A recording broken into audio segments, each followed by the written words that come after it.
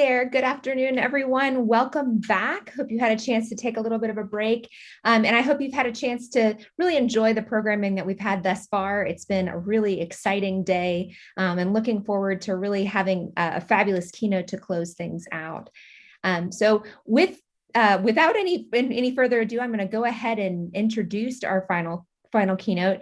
But before that, I would recommend that you take a peek underneath the live stream link. There is a button that allows you to ask questions to our speakers. So as our keynote speaker is giving her talk, please feel free to click on that button, enter your questions, and then we will have a facilitated Q&A afterwards. So please don't forget, ask them as we go, and then we'll address all the questions at the end of the talk. So with that, it gives me pleasure to introduce our final keynote, Vicki Schmansky. The School of Data Science, we have the pleasure of working with Vicki on our advisory board, which is exciting. We're thrilled to have her with us. But as her primary role, Vicki serves as the president of the intelligence group at WiDS. In that role, she is responsible for providing solutions and services to intelligence community agencies. Vicki is an accomplished executive who, throughout her 35-year career, has successfully held roles of increasing responsibility across intelligence, defense, civil, and health markets. Her experience includes systems engineering, software and information systems development, program management, and enterprise IT services. She's led teams for complex critical national missions, which include building satellite ground systems for the defense and intelligence community, implementing enterprise IT solutions and services for defense and civil customers, and providing healthcare and life sciences solutions to federal and commercial customers as well. In 2018, she received the Corporate Large Market Sector Leadership Award from Women in Technology, a nonprofit organization advancing women in technology through advocacy, leadership, development, networking, mentoring, and technology education.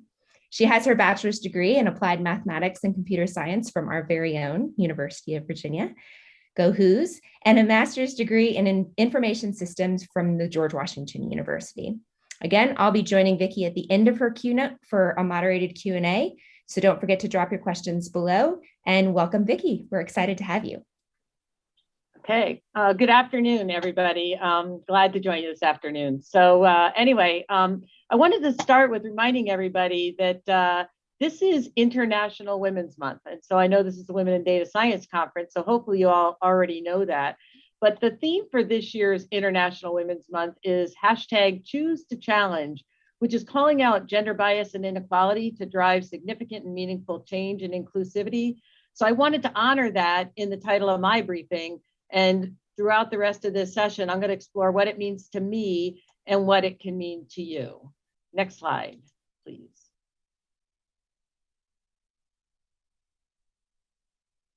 So what does this chart show? This chart shows some of my personal passions and my emphasis on how I integrate work and life. I'm inspired to bring my whole self to work every day, and I try to foster an environment with my teams where everyone is encouraged to do the same. You know, authenticity, you're going to hear a lot about that during the next hour. It's the core to who I am. What you see is kind of what you get, and you're going to see some of that here. So a little bit about me.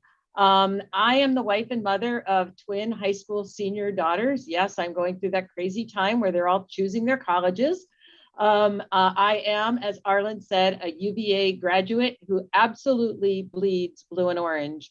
I've been involved in the engineering school pretty much since I graduated, and I'm involved in the board of the engineering school, and I recently joined the advisory board for the School of Data Science, so I stay very engaged. I also am involved in athletics. I saw one of the prior panel members goes to all the football games. I too have season tickets, so you see my daughters at a football game. You also see a basketball game that we attended. We did attend the NCAA championship, not in person, but down at JPJ Arena to watch it. So my daughters were there. I grew up in Pennsylvania. My husband, Brian, is a former Marine. You see, we like to go on vacations. That's him in the middle of the chart. We were actually in Aruba way before COVID. We haven't had an opportunity to do that much lately. We love to ski. I'm not a morning person, so I'm glad this session is in the afternoon. I do need my Starbucks in the morning.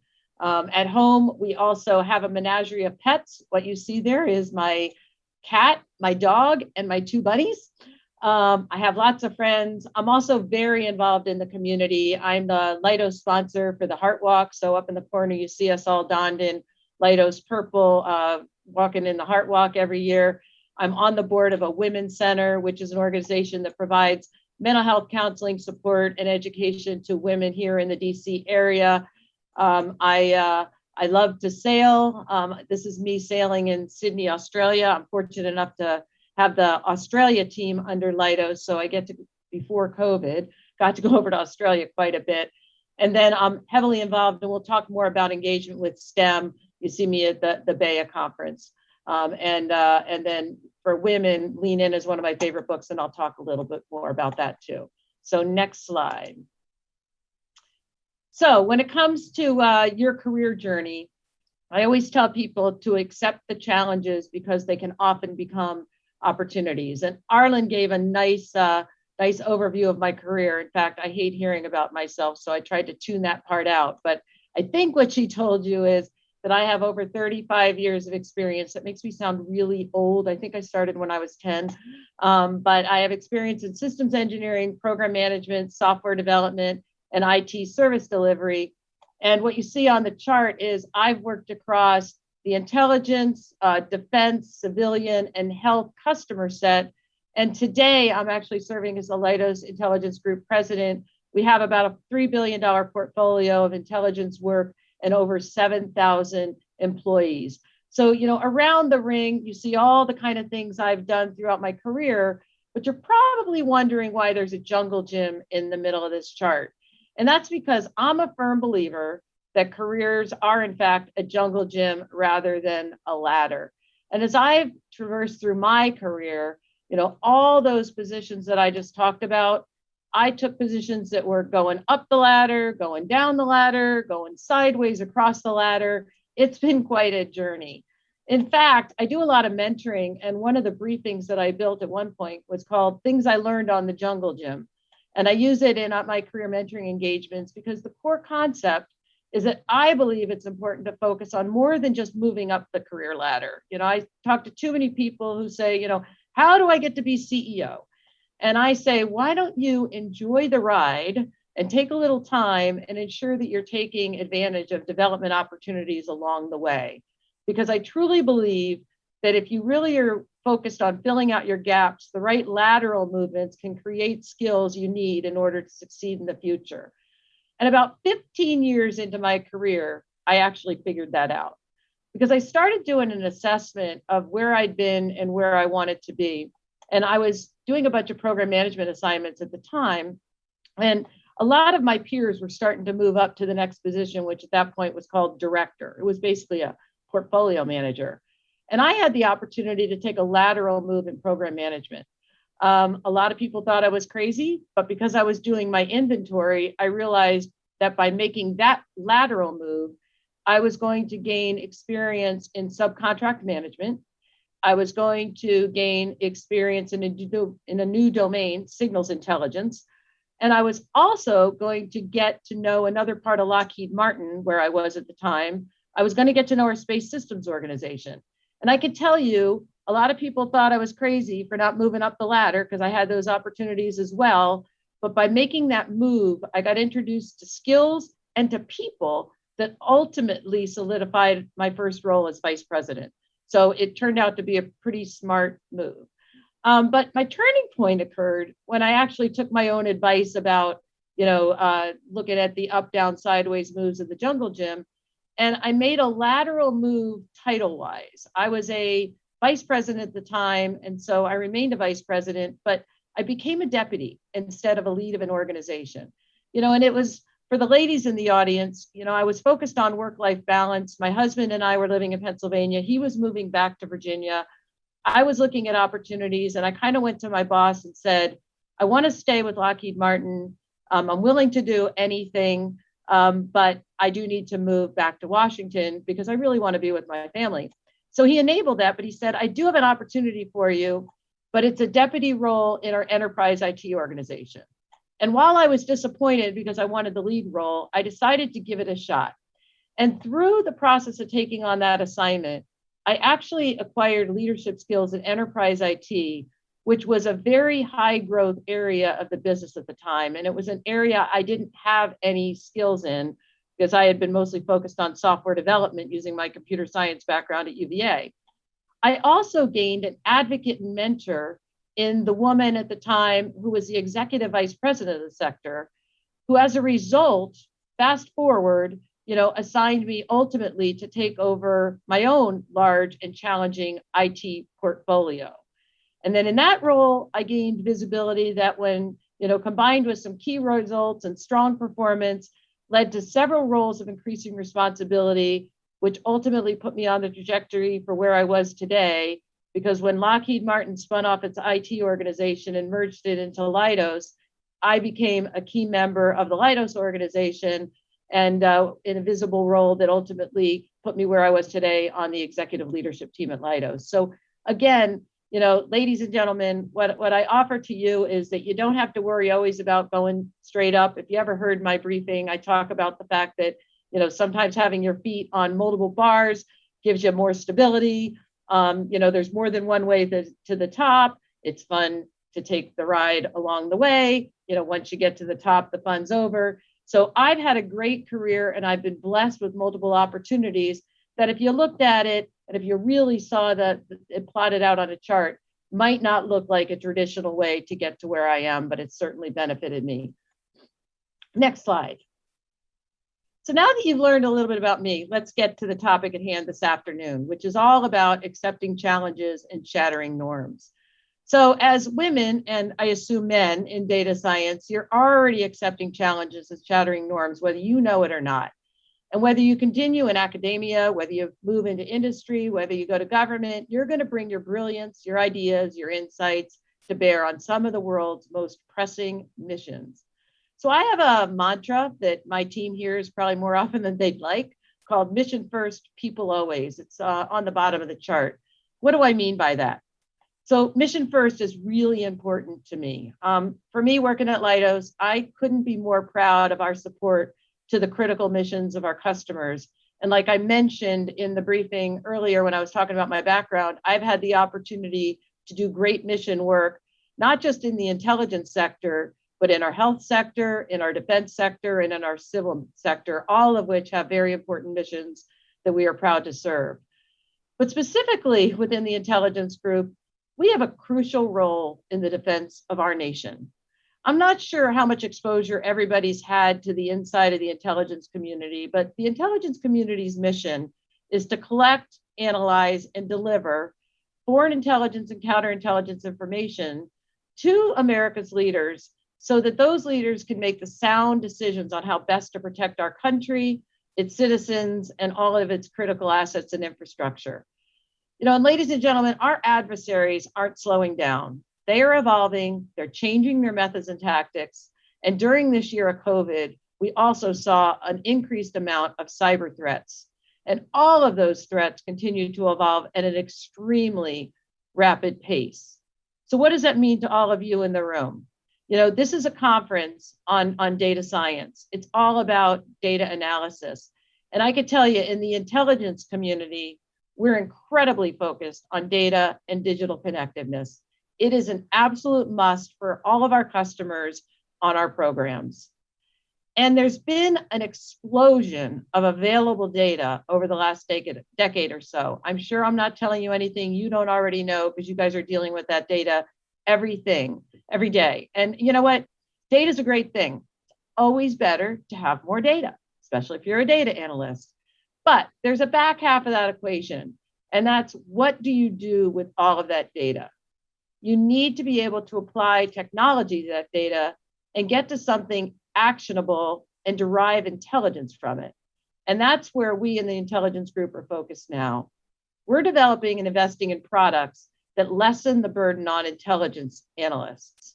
So in case you don't know what that means, in the intelligence community, there's a role, for example, called geospatial intelligence analysts.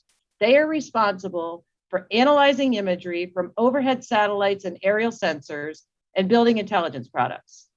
So in the old days, when I was first starting out in my career, that actually looked like film, hard copy imagery. And there was something called a light table that they literally put the film on and they looked at it with microscopes. They wandered around, tried to see what was changing, all of that.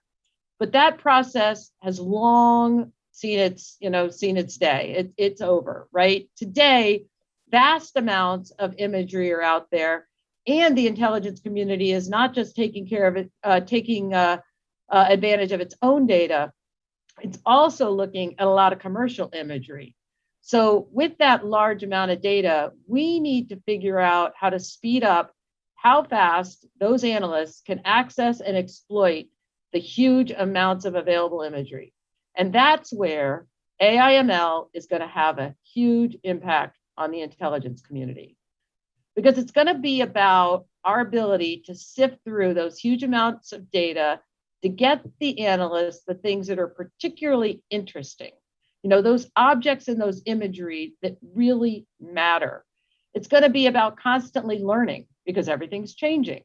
It's going to be updating all the algorithms to take in new areas of interest. It's going to be looking at the changes to the mission. And it's going to be looking at all those other things to help the analysts key in on the things that really matter really fast. And that's going to make them not only more efficient, but more effective as they do their jobs. So aside from that core mission piece, we're also taking a data-centric approach, both internal to Leidos and with our customers on enterprise IT environments. We're helping them understand where all the data is, how it's used, and how it's ultimately distributed. So think about the fact that if you have an issue with your computer, you probably put in a trouble ticket. You probably hope that somebody answers that trouble ticket, and eventually you get your problem solved. Well, we're trying to use data to start sensing problems and identify things well before they happen so that you never have to write that trouble ticket. And we have the ability to see what's going on across the infrastructure, across the networks, and compute the metrics to predict those issues. So we have these rapidly evolving missions matched with an exponential amount of data, and that creates a corresponding demand for innovation to address all of these challenges with unprecedented speed, security, and scale. And Leidos is investing in enabling technologies such as secure rapid software, full spectrum cyber, and trusted AI/ML, because we need to have state-of-the-art tools to keep up. We can no longer wait to see, for instance, if a missile's being launched and try to track where it's going, because we will be too late and we'll have missed the ability to impact the mission. We need to get way ahead of it. We need to use all that data that's out there to know well before that button is pressed what's going to happen, with that missile. And the intelligence community has access to all of that data, but processing it is the challenge in order to successfully accomplish that. So one of the other unique things about Intel is that we have to have the ability to ensure security. So we can't always take advantage of the full set of commercial tools. So I know you heard a lot about how we're using AI/ML in the public sector, and there's a lot of available data out there. And we certainly partner with companies like Amazon and Microsoft who are spending billions of dollars on research and development. But we can't download the latest COTS product off the internet because we have to make sure it's secure. And with respect to the data, we have to know how that data was collected, what algorithms may have been used to process it, who might have touched it along the way or manipulated it, and ensure that that data hasn't been spoofed by hackers along the way. Trust is everything in the intelligence community. And as you can imagine, this data is going to be used to make critical decisions for national security. So we have to know that those decisions haven't somehow been shaped by our adversaries. So this is where you all come in too, because we need your help. We're partnering across industry and with academia on technology development, and we're also constantly looking for talented people to support the IC's mission. We're looking for more data analysts, more AI/ML experts, more software developers, things that the public might not historically associated with the intelligence community, but more with a place like Silicon Valley. We simply need all of you and all of your tools and products to drive innovation. And I think that's what sometimes when I talk to people about my role, they miss about the intelligence community and its mission. And they really don't understand that and it's something we try to get across even to recent graduates when they're choosing an industry or a career after graduation, because it really is a place that's constantly looking to innovate. It's actually an imperative. We have to innovate. We're constantly on the cutting edge because we have to stay ahead of those adversaries. And if you join the Intel community, you get to support a mission that really matters every single day.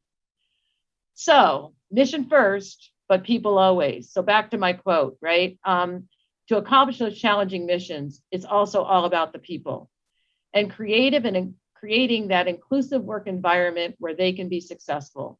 So I wanted to discuss some of the items we're addressing here at Leidos, and that I'm addressing, frankly, with my industry peers and other members of the community to drive improved diversity and inclusion. So first, workplace gender equality and diversity of thought. Did you know that only about 15 to 20% of data science roles are filled by females? And we're still decades behind catching up if we ever want to get to gender parity. And the more diverse ideas and people we have at the table, the more we can drive innovation. That's fairly obvious, right? So we clearly need to figure out how to improve gender and racial equality. So at Leidos, we're doing that in multiple ways. And these are just ideas that I offer. We're certainly looking at it in how we recruit. How do we attract talent to Leidos and show them that we're building that inclusive workforce, because we need a pipeline of talent. Once we have folks, how are we retaining them? How are we making sure that they feel valued at Leidos? We focus on talent development. How are we making sure that everybody that's diverse, female, et cetera, has equal opportunities across Leidos? We have what we call employee resource groups that are focused on all of the different areas of diversity. So we have a women's network. We have an all-in or African American leaders network. We have ERGs focused on Hispanics. We have, you name it. We've got an ERG focused on a subset of the employee population to build those networks and give that community an area where they can build camaraderie. Last summer, we had all the social justice issues. So we started something called listening sessions. How do we really hear the voices of what's going on and how people are feeling with their work at Leidos? Because obviously the goal of all of this is to improve representation, but even more importantly, build that culture of inclusion. You see inequities on the chart. And there's multiple types of inequities. There's some types of inequities that you can see in a graph or chart when it comes to things that I just talked about, like representation, or pay gaps. And we need to recognize that those gaps may be based on gender or race and that thing called unconscious bias, and that they need to be addressed. So for instance, there's real data out there that men and women are asking for pay raises at a fairly similar rate. However, men receive them at a higher rate.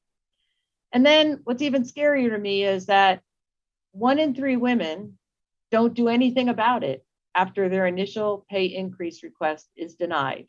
This is data that's out there, data that's very compelling, data we need to fix. But there's also inequities you can't see, and those are more like a feeling of not belonging. And at Leidos, we're also taking a hard look at what we call micro inequities. That's defined as the ways in which individuals are singled out, overlooked, ignored, or otherwise discounted based on race or gender. We're trying to be more conscious of the existence of these micro inequities and address them in the moment. So here's an example. I have a colleague at work who went to a conference. And after the conference, all the men went outside to smoke cigars. And they were all offering them to each other, and saying, you want a cigar? And she said, "Where's my cigar?" And they said, "Oh, we're sorry. We didn't think you smoked cigars." And she said politely, "Well, no, I don't, but I still would have liked to have been asked." So, Rhonda, who's the employee's name, and she won't mind me using it, found her voice, right? And we as women in this environment need to find our voices so that we can call out the inequities in the moment and make sure that people are conscious. Because I'm a true believer that people don't really mean to do it, but they just don't recognize it. And that unconscious bias comes through. Access to STEM in our communities is a major theme, because in our journey to create that more inclusive workforce, we have recognized that access to STEM education and career opportunities is inconsistent across all the communities. So we all have an active role to play in the community by volunteering, giving back, mentoring, and sharing our knowledge and experience. This is true about data science as well. We need to grow that pipeline of talent, and it's not just going to be in the traditional places we look, but it's going to come out of the communities that maybe aren't as focused on it as we would like them to be. So we need to focus on that. And at Leidos, we recognize it's a long game effort.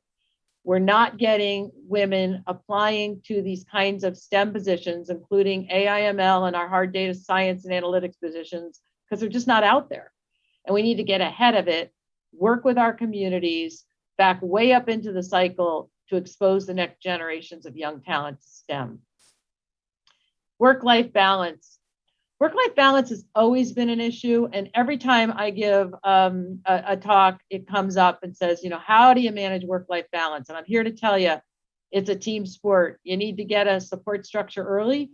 It's not just about women. Men have work-life balance issues too. In today's day and age, with as much going on, it's just a constant challenge to try to figure out how to find that balance between, what's going on in your life and what's going on at work. And it has reemerged over the last year as a significant issue, especially for women during this COVID pandemic. We've been looking around, and we've seen a devastating impact on women who have had to curb their careers, and it's sounding like we're backing up the cycle 20, 30 years, but people that are actually putting their careers on hold, dropping out of the workforce because they can't figure out how to care for children, how to care for aging parents.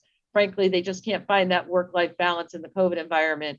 In the Intel community, this hits us really hard because we actually do need folks to come into offices because a lot of our work can't be done via telework. So we have been addressing this challenge head on. And back to that micro inequities piece, it really shouldn't be just about the women who are having to deal with these issues, but we're finding that it's mostly them that are talking about the child care, elder care issues. It impacts men too. And we need everybody to be part of those conversations in order to resolve them. Next slide.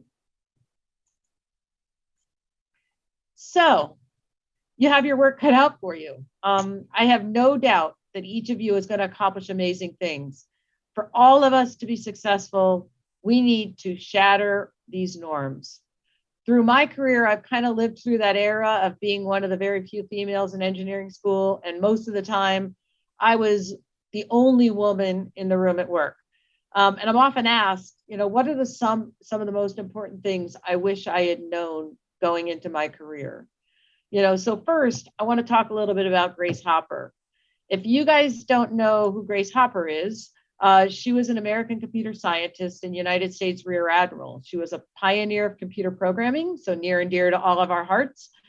She invented one of the first link editors, and she's also first to devise the theory of machine-independent programming language. She was someone who accepted challenges and shattered norms for sure, and I absolutely love her quote, "A ship in port is safe, but that's not what ships are built for. You need to sail out to sea and do new things." And that's where, kind of my first piece of advice comes from. I always challenge people, men, women, diverse candidates, take risks. Don't do the safe thing. Stand out by stepping up for all of those hard jobs. And please remember, failure is an option.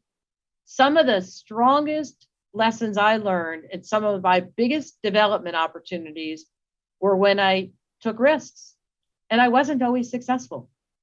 I just sat on a panel a couple weeks ago with my five. There were 5 group presidents. There's 5 group presidents at Leidos, so the 5 of us were talking at a diversity conference about our backgrounds and experience, and we got asked about failure, and everyone to a name had massive failures that they could relate to. And all of us were still wildly successful. So everybody, I'm just here to tell you, it's okay. Take that risk, ask for help when you need it, but it's okay, to fail, because that's the way you're going to grow. One of my favorite phrases, people always say, what's the biggest piece of advice you would give out there to females and minorities? I always say, be authentic.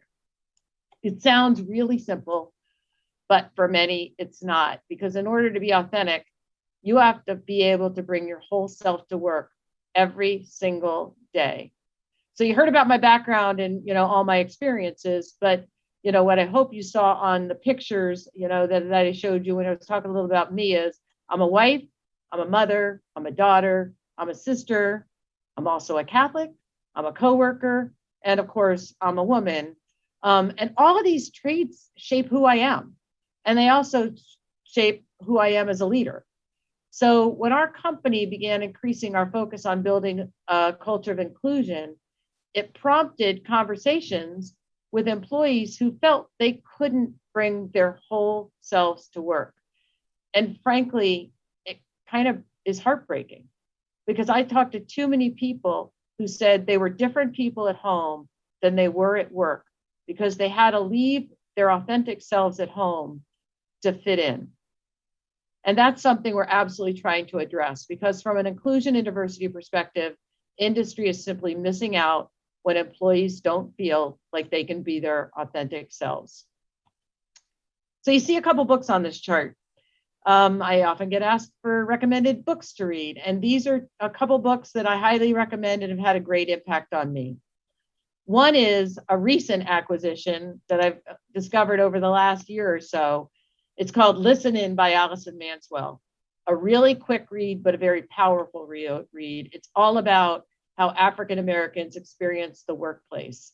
And in this book, there's a few great takeaways that I experienced. One is called The Golden Rule Doesn't Apply. I think everybody knows what the golden rule is. We've always been taught, do unto others as you would have them do unto you.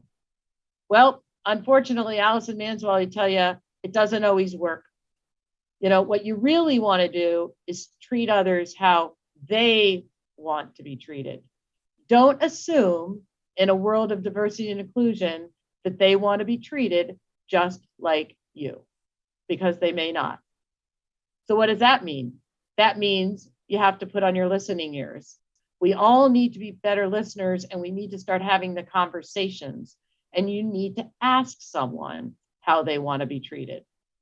And I've started doing that. And I said, that's going to get me into some potentially awkward or uncomfortable situations, because I may have a conversation where I'm asking you, how does this feel when I say that? Did I offer you the right opportunity? Is this something that works for you? Or, how do you pronounce your name? I mean, it's as simple as that. I mean, sometimes I think we're embarrassed to ask, but sometimes that's just the polite thing to do.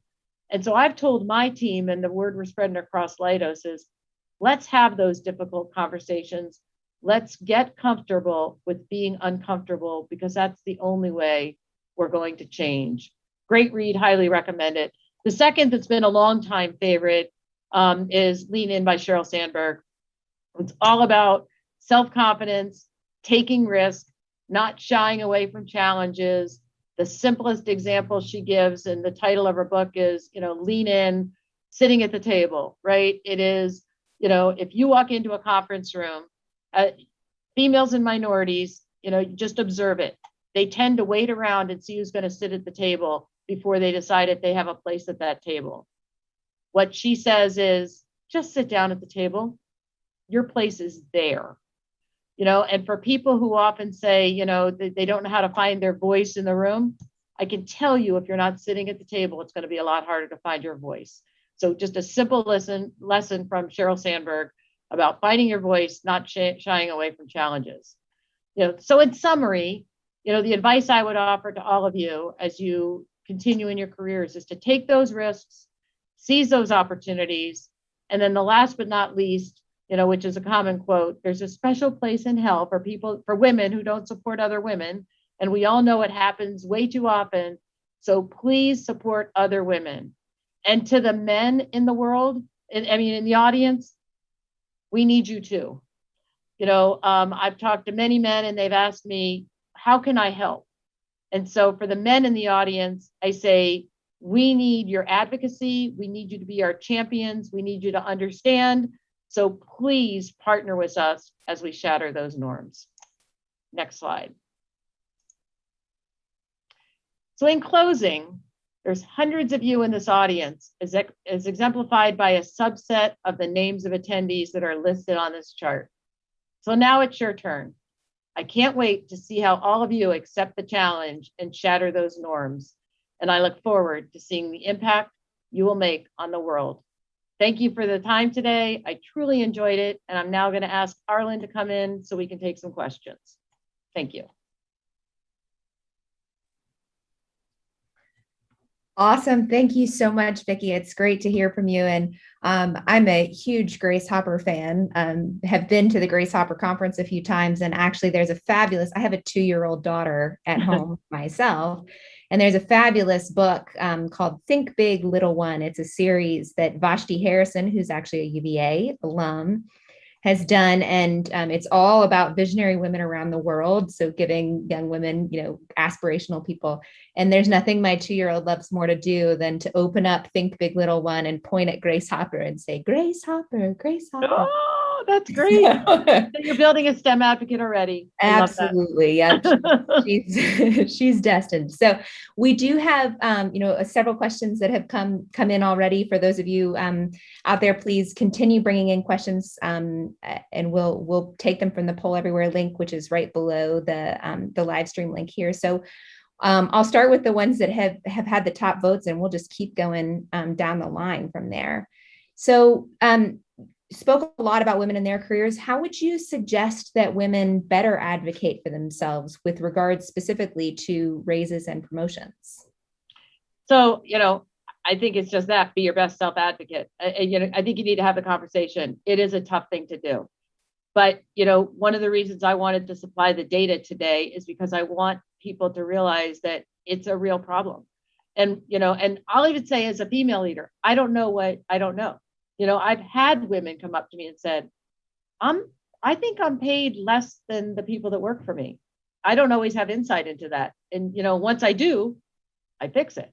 Right. And so, sometimes I know it feels like a hard thing to do, but sometimes you just have to, swallow it and just have the conversation. What's that movie? One of my favorite movies. I think it was Home Alone, where the little kid's sitting in church talking to the old man and he's afraid to go talk to his son because he thinks he won't speak to him. And he's like, why don't you pick up the phone and call him? Well, he might not talk to me. Well, at least you'll know. Right. I mean, so sometimes I think it's just be brave and have that conversation, and I often tell people to partner with your human resources organization. So if you don't feel comfortable going directly to your boss, there's other ways to have the conversation, or at least practice the conversation before you get there.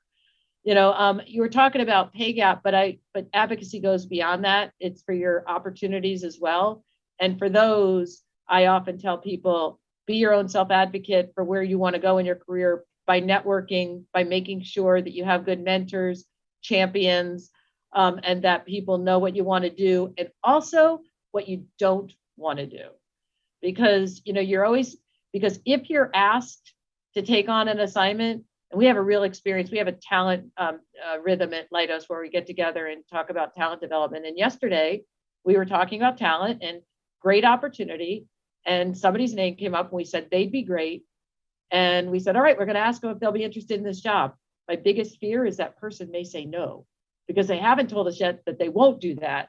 And no isn't exactly going to be the right answer, right? So sometimes if you tell people what you don't want to do, and I tell all my mentees this, I say, tell me what you don't want to do, because I can steer that conversation away. And I could have said in the room yesterday, that's probably not the best opportunity for them and avoided the question so you wouldn't have to get to know. So advocate for yourself, whether it's a pay raise, whether it's networking yourself so that people know what you want to do. I think those are two pieces of advice. Awesome. Yeah, I think that's great advice. So taking it back to actually thinking about data science and this problem in a data science context. So thinking about actual bias in algorithms and machine learning.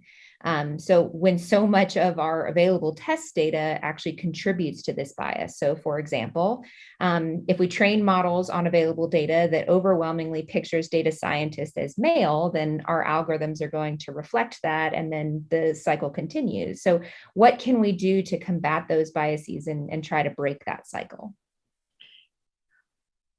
I think you guys are probably a lot smarter on how we're going to fix that problem. But we do. You're right. If those biases are out there, then we've somehow got to find a way to insert the data to offset those biases. I don't have a good technical answer to that, but you know, but it is something that probably needs to be addressed.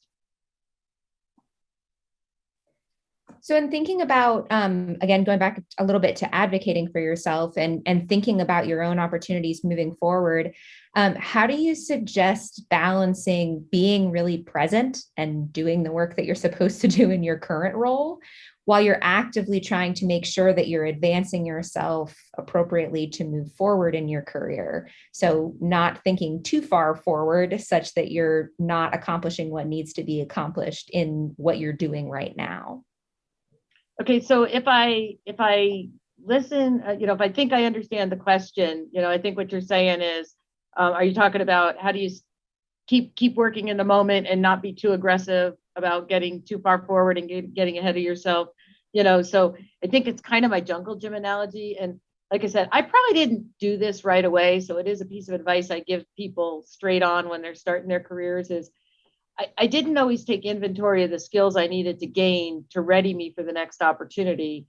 So, so at one point, about 15 years in, like I mentioned in my talk, I kind of stopped and did an inventory of what I had done so far and what gaps I had, and then made sure that as I went into each successive assignment, I was always looking at what I brought to the team and then what I would learn from that assignment, in order to fill a gap.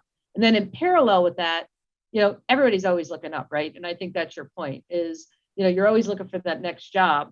But by having that assessment of my, what I knew I needed to do, then I could figure out how my current assignment was relating to my next goals and the goals after that and the goals after that. So I guess I had confidence that by doing my current assignment, by doing well in the assignment, the next assignment I'd be ready for the next assignment and I didn't have to look too hard. I'm also a big fan of networking. So I tell people oftentimes that, by doing what I told you in the previous thing where I said, make sure people know what you want to do. I don't have to worry as much about what my next assignment's going to be because people are going to be looking to pull me to my next assignment. And so, I think my joke, which isn't really that funny, is I think I interviewed for 3 jobs in my career and I didn't get 2 of them, so I don't know what that says, but I've had a lot of jobs in my careers and, but I haven't had to interview because I've been fortunate that because people knew what I wanted to do. And yes, I didn't totally abandon those relationships while I was doing my job. There's a balance. You've got to do that job and then keep yourself networked, so that people continue to, you stay on people's radar. And they know what you want to do and they know you still want to do it. But, you can create opportunities for people to pull you into assignments. But I can say the flip side is also true. I have seen people hurt themselves, and that's what I think you're implying when they're trying to get ahead too fast or they're constantly looking up and not focused on getting their job done. Eventually, they do distract themselves and they don't perform as well in their current role. And that's a bigger impediment to getting ahead than doing a good job. So there is a balance there. Great, thank you. So the next question that came in is a little bit more about your earlier part of your talk in terms of the intelligence space, and think the question here states, how do we determine how much time should we spend trying to break the technology that we have to find its weaknesses, as you mentioned, so that we can fix them, versus actually trying to build the next thing? So we actually do both. And you need to do both. I mean, and that reverse engineering that happens is a really important point, especially when it comes to cyber, attacks and things like that. So, we're actually doing both in parallel at Leidos, and that's what our customers are asking us to do. You're working the next generation thing because you have to stay ahead, but you're also reverse engineering the technology that exists today, especially if you happen to get technology that maybe an adversary's developed, and you're trying to figure out what's inside of it so that you can, one, make it better, but also make sure that we can protect against it from a cyber perspective. So I don't know that it's an and or, I don't know that it's necessarily how much time, I think you do both, and you probably, I would say we're probably more focused on doing the next thing than spending time looking in the past. If I think about how how we're balancing that, but clearly that reverse engineering piece is an important component. So we're managing that piece as well. Good question. So another great question here, which sounds like a little bit of an advocacy as well as really trying to set up the best kind of environment. So can you expand on some specifics about being the one to help create an environment where your own employees can show authenticity? Do you have some examples of successful structures that either you've implemented or that you've seen in other organizations? So let's see. So one, I obviously preach on it. Preach is probably too strong, but I talk about be authentic, be authentic, be authentic. We have started what we call, and I kind of mentioned it in the talk, something called listening sessions, and I think that's what is probably the biggest thing that we've found is helping people figure out how to bring their authentic selves to work. Because we started this when the social justice issues happened. Gosh, it's been almost a year now, ago. And we were kind of, frankly, horrified and heartbroken at the same time when we found out that people were actually starting to talk at the water cooler about those issues, but they were not talking like to the leadership team or whatever. They didn't feel comfortable talking about it openly and consistently. So as leaders, we said, how are we going to embrace that? And so we started having facilitated listening sessions, where we would say, we just want to hear what's on your mind. And, and so we gave them an open, safe environment where we would say, what are you feeling right now? And we would do everything from chat rooms, to open mics, to word clouds, to whatever, just to let people express how they were feeling and make it safe for them to tell us what they were experiencing, which clearly as a white female wasn't the same as some of the African Americans in our organization. So that was a good example of letting them have a voice. And then once we could start hearing that, then there was some one-on-one discussions with people to try to make sure that they realized that they could bring themselves to work. And I didn't care how and the book gets into this, right? What they wore, that's a little bit of a stretch. There's certain things that aren't appropriate work attire, but there's a lot of things that are, that, that people didn't feel comfortable wearing, or how they did their hair. That, they said, I don't feel comfortable wearing hair like I want to wear my hair because I think I need to look like everybody else. We said, that's silly. Your hair is professional. It's fine. So I think we just started having the conversations. And that's when I coined the phrase, get comfortable being uncomfortable, because I would look somebody in the eye and say, hey, I'm worried that even by having this conversation, I might say something offensive or stupid or whatever. And I just want to be safe too, making mistakes, because I want to make it better. And so I think those group conversations, which a lot of people needed to warm up to whether they really, believed we were going to do anything about it. And then following up with the one-on-one discussions. And then just once everybody started changing, and we're not there yet, trust me. I mean, this is a journey, this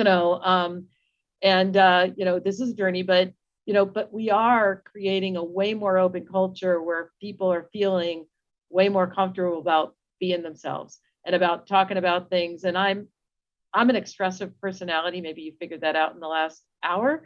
So, and I am very authentic. So, I'm like, hey, I can wear bright colors. I'm not going to try to wear some, suit like, IBM old day blue, whatever it was, I said, I'm gonna wear feminine clothes. I'm gonna wear a feminine hairstyle,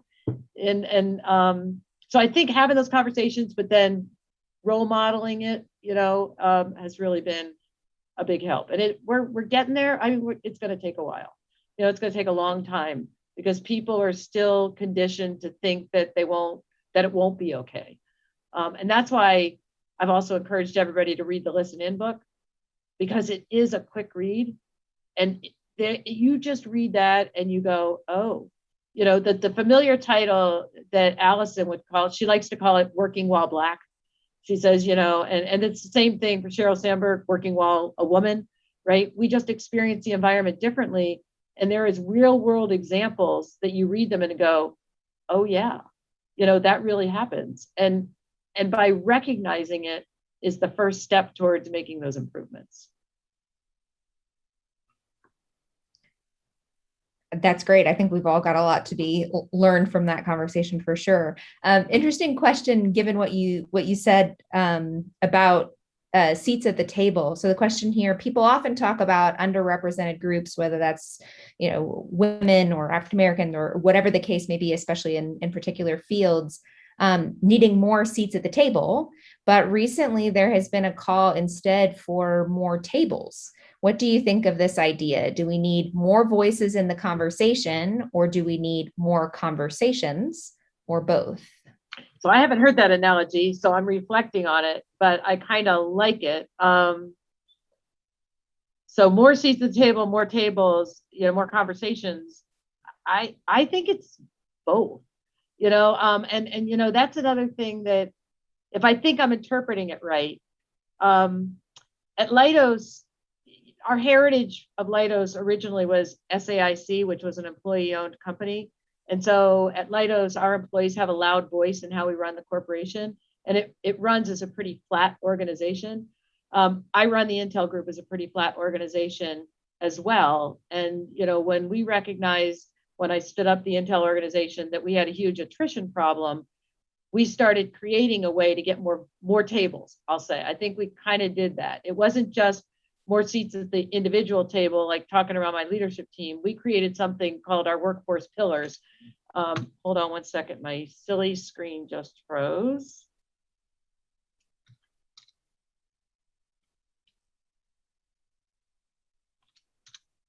I am back. So what we created was these workforce pillars to focus on things like recruiting, leadership, employee engagement, and then inclusion and diversity. And then each pillar has an executive champion, somebody from my leadership team that would sit at my table all the time.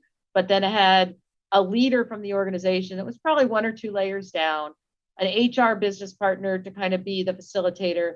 And then it went viral after that. Those teams were chartered to bring anybody who wanted to raise their hand and be a part of that initiative, could get engaged. And what we found is that's creating more tables.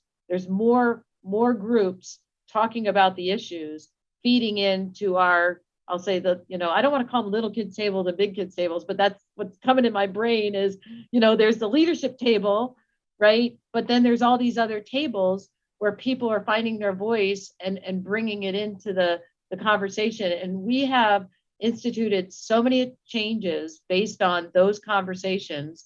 It's created, just a great work environment and a great culture where people know that they're being listened to. We've affected a lot of change based on the recommendations that are coming from the lowest level of the workforce, because it's literally, you raise your hand. And at all my town halls, I'm like, if you want to get engaged, call the person on this chart or call me and we'll sign you up. And, and so I think it is getting more tables and getting more voices, and then finding a path to get those recommendations into the people making the decisions. That's awesome. Thank you so much. We are out of time. So we've got more questions here, but not enough time to answer them all. So we really appreciate you taking the time, not only taking the time to do this presentation today, but also for your dedication to, women in the field, and to, to creating that conversation, to bringing more people to the table, to setting up more tables for those kinds of conversations. It really, it does a lot to move the field forward. And so we appreciate your expertise and your presentation, and thank you so much for being here. Okay, thank you, and go Who's. Yeah, there you go. Go Who's. Awesome. All right, let's win tomorrow night. Yeah, Take care. exactly. All right, bye now. Thanks all. It was fun. So thank you all so much. It's been a really fantastic day. That concludes our programming for the 2021 Women in Data Science Charlottesville Conference. We're so happy and excited that you've tuned in again to our 5th annual conference, and we hope you'll continue to join us year over year. As I said at the beginning, this is one of our very favorite days of the year, and we're looking for opportunities to think about how we do things differently. Hopefully the world is going to look a little bit different this time next year, and we'll be able to do things a little bit differently than we are in this time of COVID. But we are really interested in what you think and what you want in terms of programming for this and other events that we host through the School of Data Science. To that end, please take a moment right below the live stream is a button to answer just one question to tell us how we're doing, and we'll be in touch with presentation videos and materials, as well as a survey to collect more feedback to make sure that we're developing the kind of conference that brings you back year after year. Again, I want to take just a moment to thank all of our speakers. It's been such a great lineup, and also to those that made this conference happen, people that you don't see. And even if we were in person, you may not have seen, specifically Danielle DeAndrea, our communications manager, who has worked tirelessly to pull this together and has just done an amazing job once again. So her and her team, the entire comms team, has worked incredibly hard in making this happen. Our AV company that, again, allows us to be able to bring this content to you in a virtual format. And these kinds of conferences are getting better and better. Once again, I want to thank our sponsors, the Deloitte AI Institute for Government, LMI, Capital One, QIM, Oracle for Research, S&P Global, and Microsoft Azure. And remind you again, if you'd like to partner with the School of Data Science, just visit us on our website. We're really excited to work with these and all organizations moving forward. We invite you to stay engaged, stay excited, and stay connected. Please stay connected with us on social media. We're going to be excited to be posting the content from this conference, as well as you'll see all kinds of other content that we've put together as we move forward. So thank you once again. Happy Friday. Happy WiDS Day, and have a fantastic weekend.